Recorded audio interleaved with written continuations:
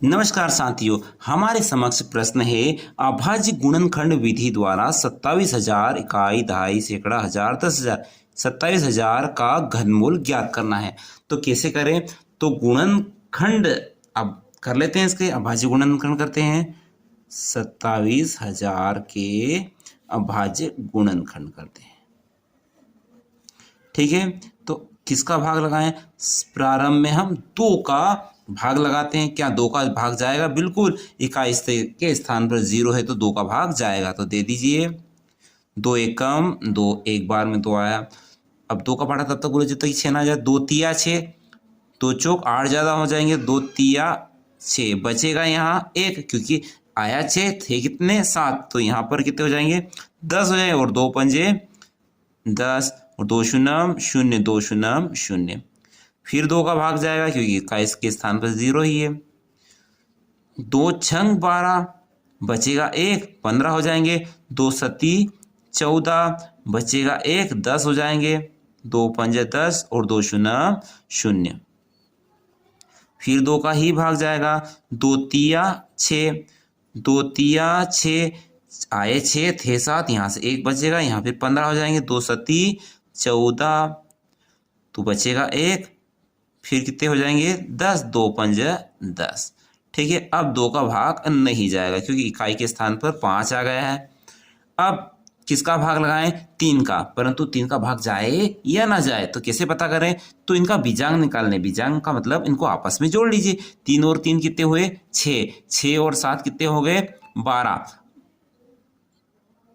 6 व 7 हो गए 13, 13 और 5 हो गए 18, और 18 में 3 का भाग जाता है, तो इसका मतलब पूरी संख्या में 3 का भाग जाएगा। 3 एकम 3, 3 एकम 3, 3 दूनी 6 बचेगा 1, 15 हो जाएंगे। 3 पंज 15। ठीक है, अब भी 3 का जाएगा क्या? 1 और 1 2 और 2 और 2 4, 4 और 5 9, बिल्कुल 3 का जा रहा है। 1 में नहीं जा रहा तो 2 संख्या ले सकते हैं, 11 और 3 तिया 9, 3 चौक 12 ज़्यादा हो जाएंगे, तो 3 तिया 9 आए 9 थे कितने 11, तो यहाँ से कितने बचेंगे 2, तो 22 हो जाएंगे।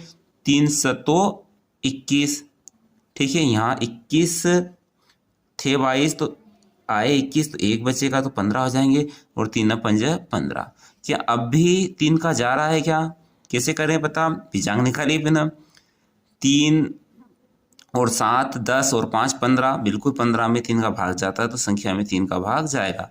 3 एकम 3, 3 दूनी 6 आए 6 थे 7, तो 1 बचेगा, तो यहाँ 15 हो जाएंगे। 3 पंज 15। ठीक है, क्या अब भी 3 का जा रहा है क्या? 2 और 1 3, 3 और 5 8। अब 3 का नहीं जाएगा। अब किसका जाएगा? अब अभाज्य संख्या 5 का जाएगा, क्योंकि इकाई के स्थान पर 5 है तो 5 का भाग जाता ही है। 5 दूनी 10 बचेंगे यहाँ से 2, तो अगले स्टेप में हो जाएंगे 25 और 25 25। फिर किसका जाएगा? फिर 5 का ही जाएगा। 25 25 और फिर 5 में तो 5 का ही जाएगा, 5 एकम 5। ठीक है, ये हो गए इसके गुणनखंड। तो 27,000 के क्या क्या गुणनखंड बने?